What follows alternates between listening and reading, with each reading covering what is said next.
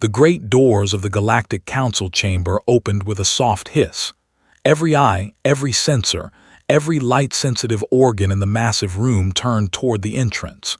Two figures walked in. They moved slowly, carefully, like hunters trying not to scare their prey, but even their careful steps made heavy sounds on the crystal floor. Was the first to enter. He was tall by human standards, with broad shoulders and thick arms that showed years of physical training. His skin was tanned from Earth's yellow sun, and his dark hair was cut short and neat. He wore the formal uniform of Earth's Space Division, a simple dark blue suit with silver buttons. His eyes moved across the room, taking in everything, missing nothing. It was the look of someone who had learned to watch for danger in every shadow. Behind him came. She was shorter than but moved with the same quiet confidence. Her black hair was tied back in a practical style, and her eyes were sharp and bright. She carried a small data pad in her hands, but her posture showed she was ready for anything. Like she wore the Earth uniform, and like him, she walked like a person who knew how to survive. The council chamber was enormous. It could hold over 1,000 delegates from hundreds of different species. The ceiling rose so high that clouds of mist floated near the top, carefully maintained to make certain species feel at home. The seats were arranged in a half circle, rising up like steps in a stadium. Each seat was designed for a different body type. Some were filled with water. Some were heated. Some were dark chambers for species that could not stand light. Today, almost every seat was full.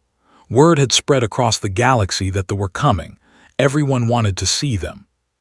The delegate, a thin creature with translucent blue skin and 6 delicate arms, leaned forward in her floating chair. Her large eyes blinked rapidly as she watched the humans walk down the central pathway. She had seen the reports about Earth. She had read about its crushing gravity, its violent weather, its deadly animals.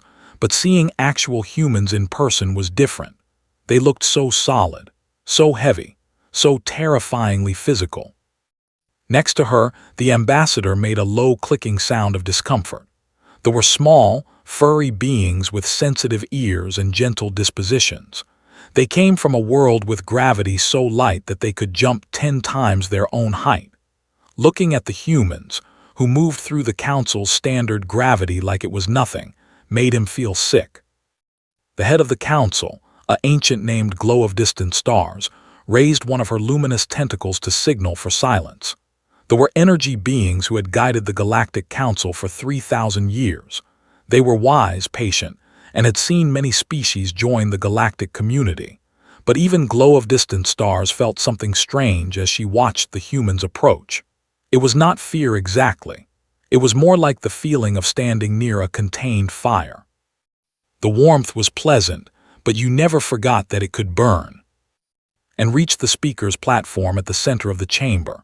They stopped and stood straight, looking up at the thousands of watching faces. Neither of them showed any sign of nervousness. This, perhaps more than anything, disturbed the watching delegates.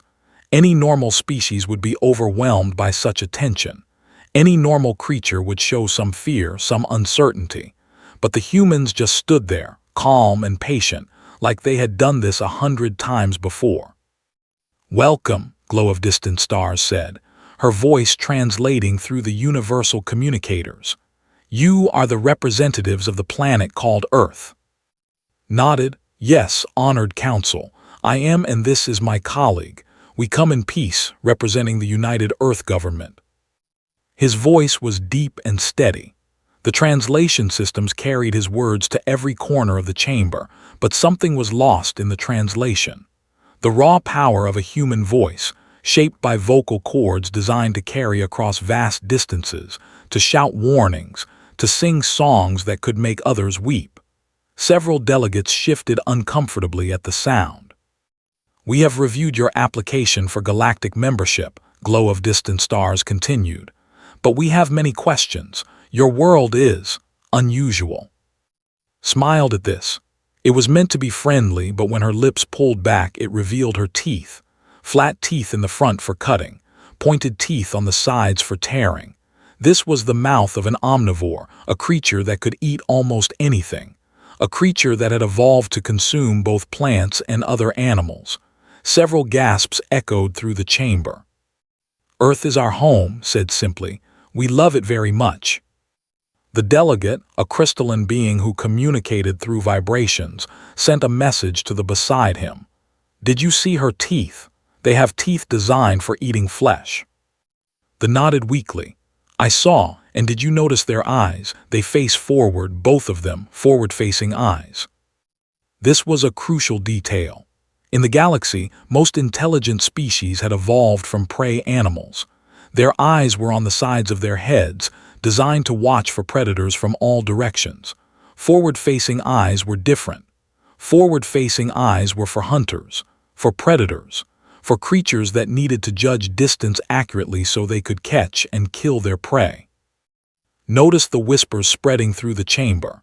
His hearing, evolved to detect the sounds of predators and prey on Earth's dangerous surface, picked up fragments of conversation from across the massive room. He did not let his expression change. He had been warned that first contact might be difficult. They had not expected to be treated like monsters. Glow of distant stars raised a tentacle to restore order. "Please, let us continue with the formal introductions. Representatives of Earth, we have prepared quarters for you in the diplomatic section. But first, we must ask you some questions about your world. Our scientists have studied your planet from afar, but there is much we do not understand." "We are happy to answer any questions," said. A delegate, a being that looked like a cloud of golden dust held together by magnetic fields, floated forward. "I have studied your planet's data files. Your world has a gravity of 1 standard unit. Is this correct?" "Yes," answered. Silence fell over the chamber. The continued, his voice trembling slightly.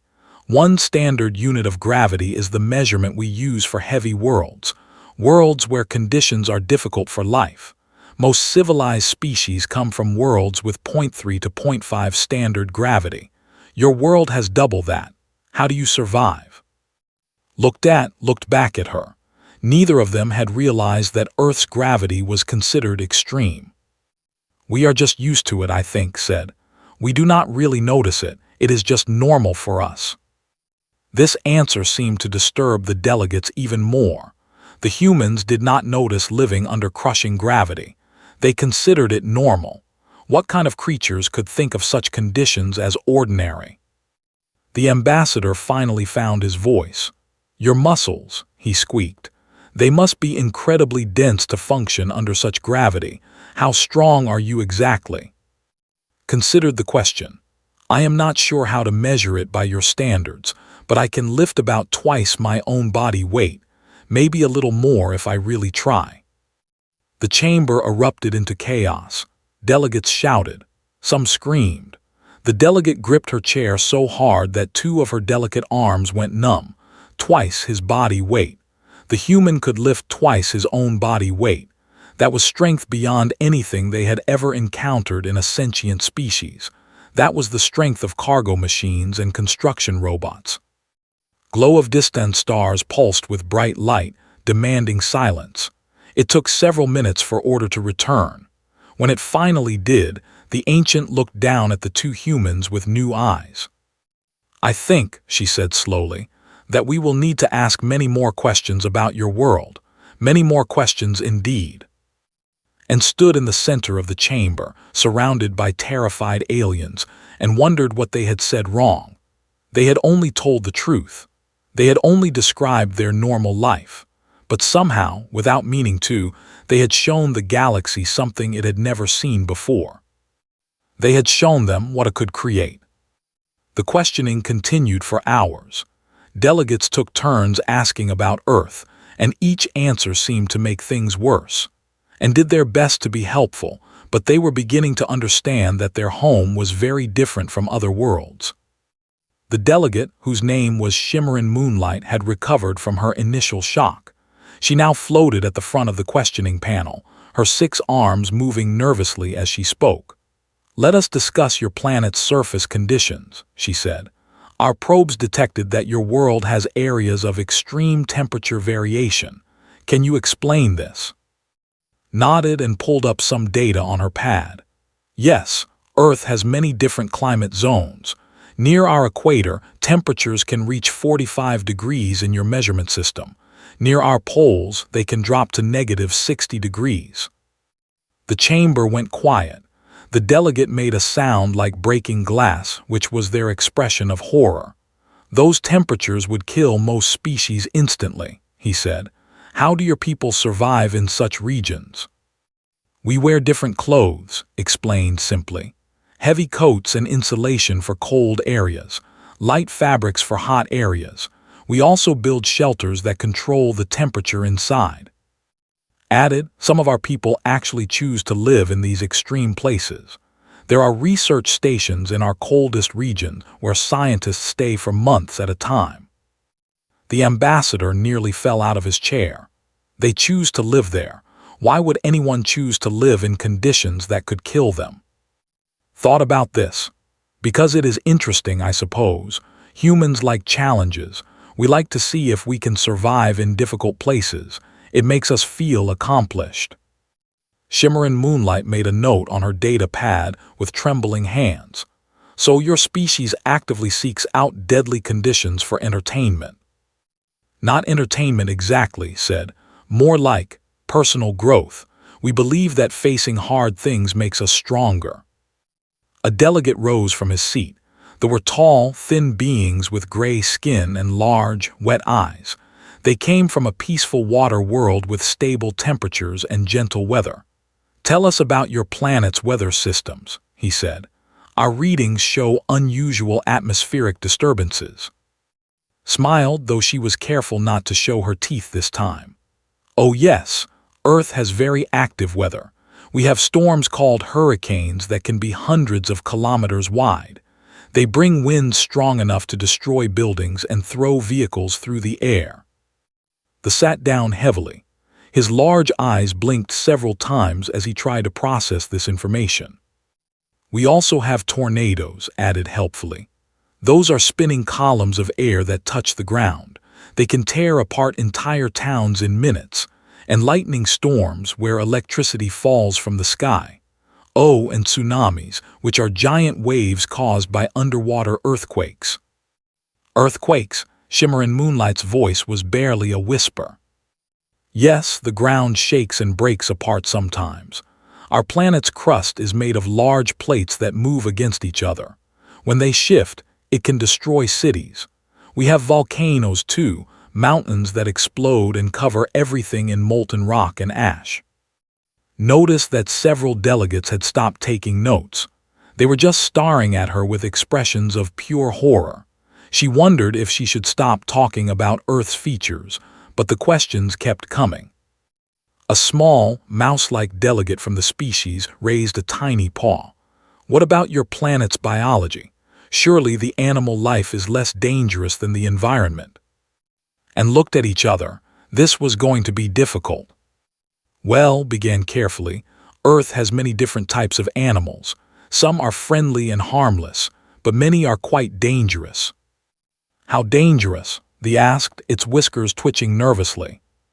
Pulled up some images on her data pad and projected them for the council to see. These are called sharks. They live in our oceans. They have rows of razor-sharp teeth that regrow when they fall out, and they can smell blood from kilometers away. The image showed a great white shark with its mouth open, displaying hundreds of teeth. The delegate made a small squeaking sound and hid behind his chair. These are crocodiles, continued, showing the next image. They have been mostly unchanged for millions of years because they are already perfect killing machines. They wait underwater for prey and then drag them down to drown them. And these are bears, said, taking over. They are large and powerful. They can run faster than humans, climb trees, and their claws can tear through metal. But some humans keep them in parks for entertainment and take pictures with them. The chamber was completely silent now. Even glow of distant stars seemed frozen in place, her light dimmed to a troubled glow. Shall I tell you about the venomous creatures? Asked. We have snakes whose bite can kill in minutes, spiders with poison that destroys flesh, fish with spines that cause unbelievable pain, jellyfish that can stop hearts. We even have a small octopus called the blue-ringed octopus that carries enough venom to kill 20 adult humans. Shimmering Moonlight suddenly slumped in her floating chair. Her 6 arms went limp, and her translucent skin turned pale. Medical attendants rushed forward but reached her first. He moved so fast that several delegates screamed. One moment he was standing on the platform, the next he was beside catching her before she could fall. "She has fainted," he said calmly. "She just needs air and water, do not worry." But the delegates were worried. They were very worried, not just because of the fainting but because of how it moved. He had crossed 15 meters in less than 2 seconds. His legs, powered by muscles built to function under Earth's crushing gravity, had launched him like a projectile. No delegate in the chamber could move like that. No species they knew could move like that. After Shimmering Moonlight was taken to the medical bay, the session continued, but the tone had changed. The delegates were no longer just curious about Earth. They were afraid. A scientist named Pulse of Understanding floated down to the main floor. "I have been studying your planet's data," she said, her voice soft and careful. "I noticed something in your evolutionary history. Your species, humans, were not always the dominant life form on Earth. Is this correct?" Nodded. "That is right. For most of Earth's history, other creatures ruled. Giant reptiles called dinosaurs were the dominant species for over 100 million years. What happened to them? A large rock from space hit our planet. It caused massive destruction. Fire, then ice, then darkness. Almost all life died, but some species survived, including our distant ancestors. We evolved to fill the empty spaces left behind." Pulse of Understanding pulsed with confused light. "You are telling me that your species only exists because of a planet-wide extinction event, that you evolved in the aftermath of global destruction?" "Yes," said. "Life on Earth is shaped by death. The species that survive are the ones that can adapt to anything. We have lived through ice ages, volcanic winters, plagues, and famines. Each disaster made us stronger." A heavy silence filled the chamber. The delegates were beginning to understand something terrible. Earth was not just a dangerous planet. Earth was a world that constantly tried to kill everything on it. And humans were the result of millions of years of survival against impossible odds. They were not just strong and dangerous. They were built from the ground up to be survivors. The ambassador raised his tiny paw. His voice was shaking. "Do humans ever die from these dangers, from the weather and the animals and the disasters?" Considered this. Yes, of course. People die all the time from natural causes. Storms kill people. Animals kill people. Earthquakes and volcanoes kill people. We try to prevent it, but death is part of life on Earth. We accept it. "You accept it," the looked like he might be sick. Shrugged. "What choice do we have? We cannot control everything. We do our best to protect ourselves, and when we fail, we learn from it and try again. That is the human way." Glow of Distant Stars finally spoke. Her voice was heavy with something that might have been respect or might have been fear. "I have led this council for 3,000 years, she said. "I have seen many species join our community, but I have never met a people like you. You are not just from a dangerous world. You are made of danger. It is in your bones. It is in your blood. It is in the way you think and move and speak." And stood together, 2 small figures in a vast room full of terrified aliens. They had not meant to frighten anyone. They had only told the truth about their home. But the truth about Earth was enough to shake the foundations of galactic civilization. "We mean no harm to anyone," said gently. "We came here in peace. We want to be friends." But as she spoke, she stood straight and strong, her forward-facing eyes scanning the room, her dense muscles ready for any threat. She meant every word she said. But her body told a different story. Her body told the story of a predator, a survivor, a creature forged in the fires of a... And every delegate in the chamber could see it. The council session had been going on for nearly 6 hours. Many delegates had left to rest or process what they had learned, but most remained, unable to look away from the two humans standing at the center of the chamber. It was like watching a contained explosion. Dangerous but fascinating. Had started to feel hungry. He mentioned this to quietly and she nodded. They had brought some food from their ship, simple protein bars and dried fruit, pulled one from his pocket and began to eat. The delegate watched in horror as bit into the bar and chewed.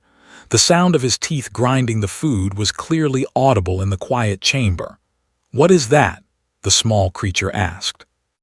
"Just a snack," said between bites. "We need to eat regularly to maintain our energy. Our bodies burn through calories quickly because of our size and muscle mass." "How often do you need to eat?" Answered this one. "We usually eat 3 large meals a day, plus smaller snacks. If we do not eat for too long, we become weak and eventually die." The delegate made a note. "So your bodies require constant fuel. That seems very inefficient." Finished his bar and tucked the wrapper back in his pocket. "I suppose it is, but our high metabolism is what gives us our energy. We can keep moving and working for hours without rest. Some humans have been known to stay awake for days when necessary." This caused another round of worried whispers. A species that could function for days without sleep was terrifying. Most galactic species needed long rest periods to recover their strength. The idea of a creature that could just keep going and going was like something from a nightmare. The questioning was about to continue when it happened. There was a loud groaning sound from somewhere above. Everyone looked up. One of the massive support beams that held the chamber's ceiling in place was bending.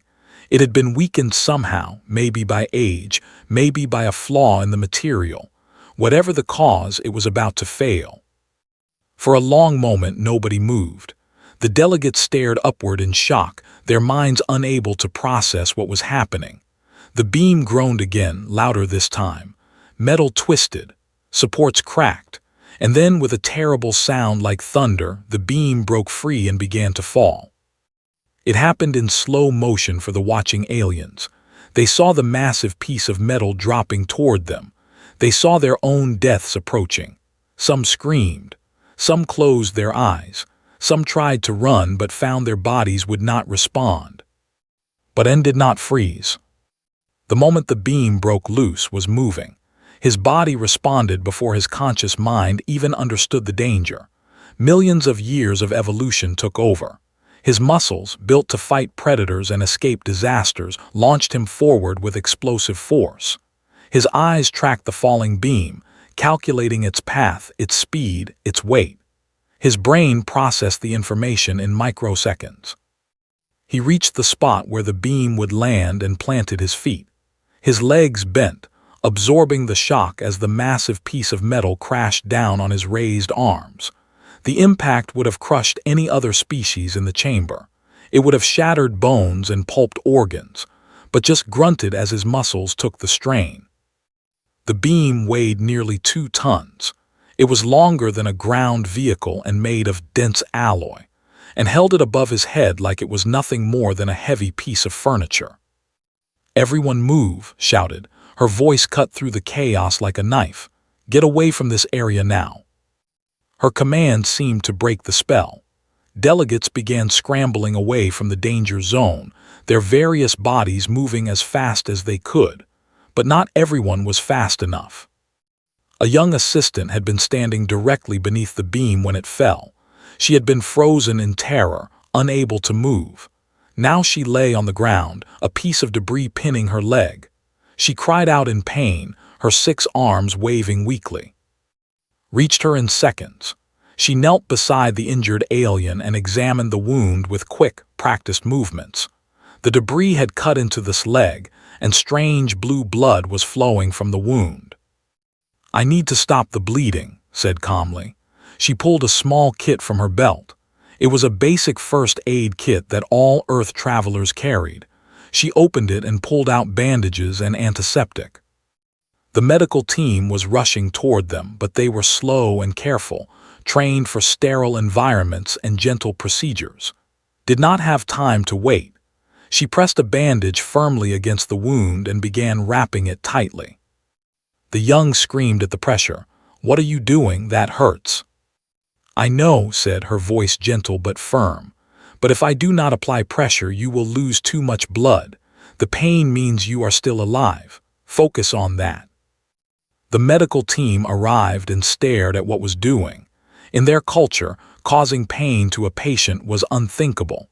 They used gentle energy fields and careful manipulations. They never touched wounds directly. They never caused discomfort. "She will damage the patient," one of the medics cried. "Someone stop her." But another medic, older and more experienced, held up a hand. "Wait, look at the bleeding, it is stopping. Her method is working." Finished wrapping the wound and sat back. The young was still crying, but the bleeding had indeed stopped. The rough bandage held firm, buying time until proper medical treatment could be applied. Meanwhile was still holding the beam. Sweat had broken out on his forehead and his arms were starting to shake slightly, but he showed no sign of dropping his burden. "Is anyone going to help with this?" he called out. "It is getting a little heavy." Emergency workers finally arrived with gravity lifters. They positioned the machines around the beam and activated them. Slowly, the weight transferred from arms to the machines. When it was finally safe, stepped back and rolled his shoulders. "That was interesting," he said. The chamber was in chaos. Delegates were talking over each other, medical teams were treating minor injuries, and engineers were examining the damaged ceiling. But through it all, everyone kept glancing at the two humans. Had caught a falling beam that weighed 2 tons. He had held it long enough for everyone to escape. And now he was standing there, rolling his shoulders like he had just done some light exercise. Had treated a wound using methods that seemed brutal but had saved the patient's life. She had remained calm in a crisis that had sent everyone else into panic. She had acted without hesitation, without fear, without doubt. Glow of distant stars floated down to where the human stood. Her light was flickering in a pattern that none of the delegates had ever seen before. It took several moments before anyone realized what it meant. The ancient was impressed. "You saved lives today," she said too, "and your actions were remarkable." Shrugged, "We just did what anyone would do." "No," Glow of distant stars said firmly. "No one else in this chamber could have done what you did. No one else has the strength, the speed, or the instincts. You are something we have never encountered before." Looked around at the damaged chamber, at the frightened delegates, at the young being carried away on a stretcher. "On Earth," she said quietly, "this kind of thing happens more often than you might think. Accidents, disasters, emergencies. We are trained from childhood to respond to danger.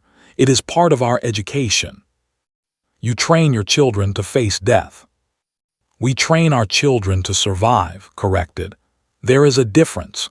We do not teach them to seek danger. We teach them that danger exists and that they must be ready for it. Preparation is the key to survival." The ambassador approached, his small body still trembling. "I think I understand now," he said, his voice barely above a whisper. "You do not come from a world where life is easy. You come from a world where life is a battle, every day, every hour, every moment. And you have won that battle so many times that you do not even think about it anymore." Nodded. "That is a good way to put it. On Earth, survival is not guaranteed. We have to earn it. Every generation, every person has to prove they deserve to continue. It sounds harsh, I know, but it is also what makes us strong." The delegate spoke up. "I have one more question. When the beam fell, you did not hesitate. You did not think. You just acted. How is that possible?" Considered this. Humans have something we call instinct. Deep in our brains, we have programming from millions of years of evolution.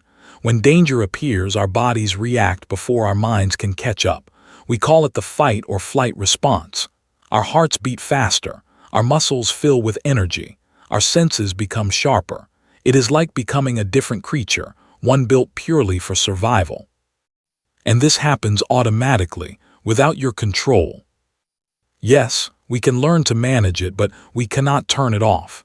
It is part of what makes us human. The chamber fell silent as the delegates processed this information.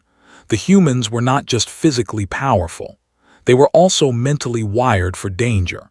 Their brains were built to respond to threats with lightning speed.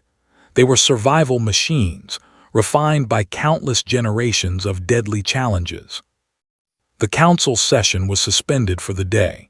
Engineers needed to repair the ceiling, and everyone needed time to recover. But as the delegates filed out, they could not stop talking about what they had witnessed. 2 humans had faced a disaster that would have killed most species, and they had not just survived. They had saved others. They had acted like it was nothing special. In the quiet chamber and stood alone, looked at her hands, still stained with this blue blood. "I hope she will be okay," she said. Put a hand on her shoulder. "She will, you saved her life." Smiled sadly. "I just did what I was trained to do, but did you see how they looked at us afterward? They are not just surprised anymore, they are terrified." Nodded. "I know. We came here to make friends, but I think we might have made them all afraid of us instead."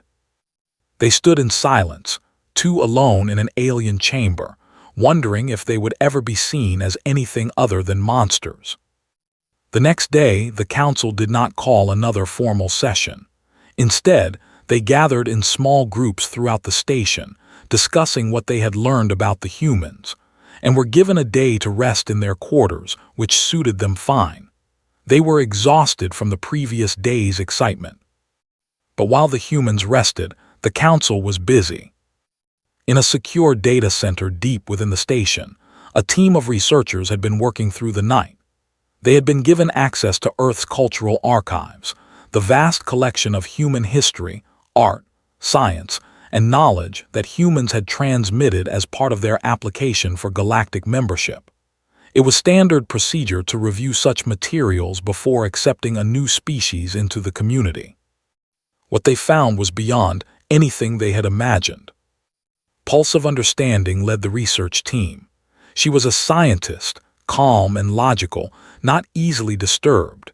But as she reviewed the human archives, her light grew dimmer and dimmer until she was barely glowing at all. "This cannot be correct," she muttered, reviewing the data for the 3rd time. "There must be an error." The researcher beside her made a sound like cracking ice. "There is no error. I have the translations myself. This is their history." On the screens before them, images and records scrolled past. Wars. Thousands of wars. Humans had been fighting each other since before they could write. They had developed weapons of increasing power, from simple stones to swords to guns to bombs. They had built machines specifically designed to kill other humans. They had invented poisons and diseases to use against their enemies. They had burned cities and slaughtered millions. "They call this one World War II," Pulse of Understanding said, her voice hollow. "It happened less than 100 years before they achieved space travel. 60 million of their own people died. 60 million. And it was not even their deadliest conflict in terms of percentage of population." There was trembling now. "Look at this. They split the atom. They discovered one of the fundamental forces of the universe. And the first thing they did with this knowledge was build a weapon. They built bombs that could destroy entire cities in a single flash. And they used them," Pulse of Understanding added. "They actually used them against their own kind." The research team sat in horrified silence, scrolling through records of human conflict. The Mongol conquests, the colonial empires, the genocides, the civil wars, the revolutions, the assassinations, the terrorism. It went on, an endless catalog of violence that stretched back thousands of years. But that was not the worst of it. "Look at this section," the researcher said, his golden dust form swirling anxiously. "It is labeled hunting." They opened the files and found records of humans tracking and killing other animals, not just for food but for sport. Humans had developed countless methods for ending life. They had hunted species to extinction. They had mounted the heads of their kills on walls as decorations. They had posed for pictures with dead animals, smiling proudly. And then they found the information about persistence hunting. "What is this?" Pulse of Understanding asked, reading the file slowly. Persistence hunting is a method of hunting in which humans would chase prey over long distances until the prey died from exhaustion. What does this mean? The explained, his voice shaking. It means they would follow an animal for hours, sometimes days. They would not try to catch it. They would just keep following it, never stopping, never resting. The animal would run until its body gave out, until its heart failed, until it simply could not run anymore. And then the humans would walk up to it and kill it. "That is impossible," they said. "No species can maintain pursuit for that long." "Humans can. Look at these records. Their bodies are designed for long-distance movement. They can regulate their temperature through sweating, which allows them to remain active in heat that would kill other animals. They can run for hours without stopping. They are not the fastest creatures on their planet, but they have more endurance than almost anything else." Pulse of Understanding felt something she had never felt before in her long life as a scientist. She felt genuine fear. "They do not hunt like predators," she said slowly. "They hunt like death itself, slow, patient, unstoppable. Their prey would see them coming, run away, think they were safe, and then look back to find the humans still there, still coming, never giving up. It would be like being hunted by the end of the world." The research team spent hours going through the archives. They found records of human diseases that had killed millions. They found evidence of humans living in extreme environments that would destroy other species. They found accounts of humans surviving injuries that should have been fatal. One file caught the attention of the researcher who had joined the team. "This is interesting," she said. "It appears that humans sometimes cut open their own bodies to repair damage inside. They call it surgery." "They do what?" "They use sharp tools to cut through skin and muscle to access internal organs.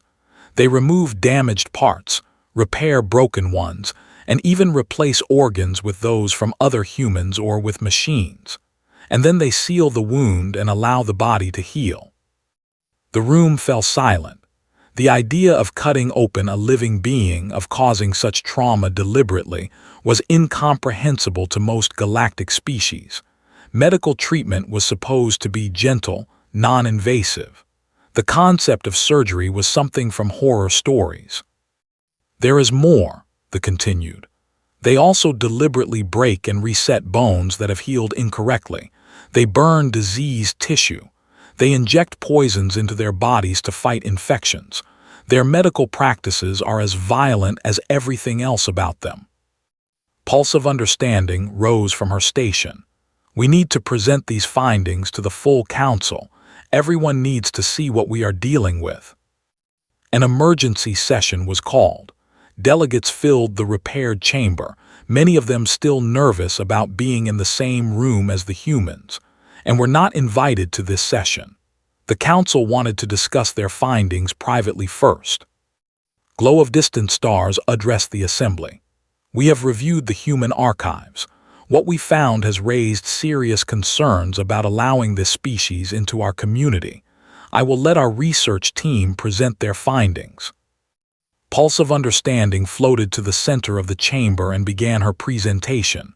She showed them the wars, the weapons, the hunting methods, the medical practices.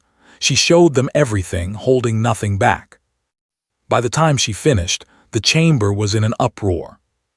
"They are monsters," the delegate screamed. "They kill everything, they even kill each other." "We cannot let them into the galactic community," a representative shouted. "They will destroy us all." "They are predators in the truest sense of the word," the delegate added. "They see the universe as something to be conquered and consumed." Glow of Distant Stars raised her tentacles for silence. "These concerns are valid, but we must also remember what we witnessed yesterday.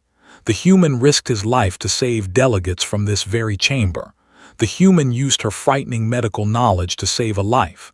They are dangerous, yes, but they are not evil." "How can you say that?" they demanded. "You saw their history, millions of dead, wars without end." "I saw their history," Glow of Distant Stars agreed. "But I also saw what came after. After each war they rebuilt. After each disaster they recovered. They did not give up. They did not surrender to despair. They kept going, kept fighting, kept surviving. That is not the behavior of monsters. That is the behavior of a species that refuses to die." The chamber fell quiet as the delegates considered her words. The ancient continued. "The humans are violent, yes, but their violence is not without purpose. They fight to protect. They kill to survive. They compete to improve. Everything about them is shaped by the challenges of their world. They did not choose to be what they are. They evolved this way because their planet demanded it." "But can we trust them?" they asked. "Can we let such a species into our community without fear of what they might do?" "I do not know," Glow of Distant Stars admitted. "But I know this. The humans came here in peace. They have answered our questions honestly. They have not hidden their nature from us. They could have lied about their history. They could have edited their archives to make themselves seem gentler, but they did not. They showed us exactly what they are, without shame or apology." "Perhaps that is the most frightening thing of all," the ambassador said quietly. "They are not ashamed of what they are. They do not see themselves as monsters. To them, this is all normal." In their quarters, and knew nothing of the council's deliberations. They had spent the day resting, eating, and talking about their experience so far. "Do you think they will accept us?" asked, staring out the window at the star-filled void beyond. Stood beside her, his arms crossed over his broad chest. "I do not know. We have scared them badly. Everything we consider normal is terrifying to them." "Maybe we should not have come," said softly. "Maybe humanity is not ready to join the galactic community. Maybe we are too different." Shook his head. "No, we came here to show them who we are. If they cannot accept us, that is their choice. But we will not pretend to be something we are not. Humans have never been good at that." Smiled despite her worry. "That is true. We have always been honest about our nature, even when it hurts us." They stood together in silence, two humans surrounded by stars, waiting to learn if the galaxy would accept them or turn them away. In the council chamber, the debate continued, but slowly, a new understanding was beginning to form. The humans were dangerous. The humans were violent. The humans were terrifying in ways that the galaxy had never encountered. But they were also brave and honest and willing to sacrifice themselves for others. They were survivors in the truest sense of the word, and perhaps, just perhaps, the galaxy needed creatures like that. The universe was a dangerous place, and maybe, for the first time in galactic history, the Council had found a species that was dangerous enough to face it. 3 days had passed since the Council reviewed Earth's archives. 3 days of meetings, arguments, and debates that stretched late into the station's artificial night, and had been kept waiting, their fate in the hands of beings who feared them. Now, finally, they were called back to the council chamber. The room was full again, every seat occupied, but something had changed. The fear was still there, visible in the way delegates leaned away when and walked past, but there was something else too, something that might have been respect. Glow of Distant Stars floated at the center of the raised platform. Her light was steady and bright, the way it always was when she was about to make an important announcement. "Representatives of Earth," she began, "please approach," and walked to the speaker's platform and stood side by side. They kept their postures relaxed, their expressions calm. They had learned that any sudden movement or intense look could send delegates into panic. "We have spent these past days discussing your application for membership in the Galactic Council," Glow of Distant Stars continued. "We have reviewed your planet's conditions, your species' biology, and your civilization's history. What we found has been challenging." Felt her stomach tight. Here it came, the rejection. Your world is the most dangerous inhabited planet we have ever documented, the ancient said. Your species is the most physically capable we have encountered. Your history is filled with violence that would destroy most civilizations. By every standard we use to evaluate new members, you should be rejected. The chamber was completely silent. Thousands of aliens held their breath, waiting. But Glow of Distant Stars continued, her light flickering in what might have been amusement. The Council has never encountered a species like yours. Our standards may not apply. She turned to face the full assembly. The purpose of the Galactic Council is to promote peace, cooperation, and mutual growth among all species. We have always welcomed beings who share these values, regardless of their physical form or evolutionary history. The question before us is simple. Do humans share these values? A projection appeared in the air above the chamber. It showed catching the falling beam, his face twisted with effort but determined. It showed treating the injured, her hands steady and sure. It showed both of them standing calmly in the chamber, surrounded by terrified aliens, trying their best to seem harmless. These humans came to us in peace, Glow of Distant Stars said. They have answered our questions honestly, even when the truth frightened us. They risked themselves to protect beings they had just met. They have shown us their nature, the good and the bad, without hiding anything. She turned back to Anne. The Council has reached a decision. By a vote of 723 to 241, with 106 abstentions, Earth has been granted provisional membership in the Galactic Council. The chamber erupted in noise. Some delegates cheered. Many more made sounds of worry or protest, but the vote had been counted and the decision was final. Felt tears forming in her eyes. She blinked them back, not wanting to alarm anyone with human eye secretions. "Thank you," she said, her voice thick with emotion. "This means everything to our people." "There are conditions," Glow of Distant Stars added, her light flickering with caution. "Human visitors to Council space will be monitored. Human settlements outside Earth must be approved by the Council. And," she paused, seeming almost embarrassed, "we would appreciate it if you could warn other species before doing anything to human." Nodded seriously. "We understand. We will do our best to be good neighbors." The ancient made a sound that might have been a laugh. "I suspect you will be more than that. The galaxy is not as safe as we like to pretend. There are dangers out there that we have always feared to face. Perhaps, with humans among us, we will no longer have to fear them alone." The formal session ended, but no one left immediately. Delegates came forward one by one to speak with the human representatives. Some were curious, some were nervous, some were openly hostile, but many were friendly, extending greetings and hopes for future cooperation. The young assistant whom had saved pushed through the crowd in a floating medical chair. Her leg was wrapped in a proper healing cast, but she moved with purpose. "I wanted to thank you," she said too. "The doctors told me I would have lost my leg if you had not stopped the bleeding when you did. Your methods were strange, but they worked." Smiled gently. "I am glad you are recovering. I am sorry if I caused you pain." "The pain saved my life. I will not forget that."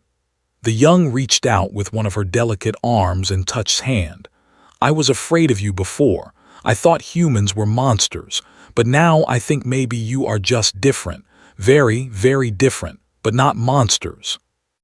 As the crowd slowly thinned and made their way toward the exit, the ambassador intercepted them, his small body trembling slightly as he approached. "I voted against your membership," he admitted, his voice barely audible. "I was too afraid, but now I think I was wrong. Fear made me unfair." Knelt down so he was closer to the ambassador's eye level.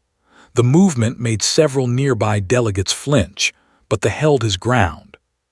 "Fear is natural," said kindly. "We understand why we scare you, but fear can be overcome. Maybe with time we can become friends." The whiskers twitched. "Maybe I would like that." As stood back up, leaned close to him. We should probably not mention the wolves, she whispered. Blinked, what do you mean? You know, the wolves. How our ancestors took one of the most dangerous predators on our planet and turned it into a pet. How we bred them for thousands of years until they became dogs. How humans and wolves became partners in hunting. Considered this. The idea of humans domesticating deadly predators for companionship would probably cause the entire council to have a collective breakdown. You are right. Some things are better left unspoken. They walked through the long corridors of the station, heading toward the docking bay where their ship waited.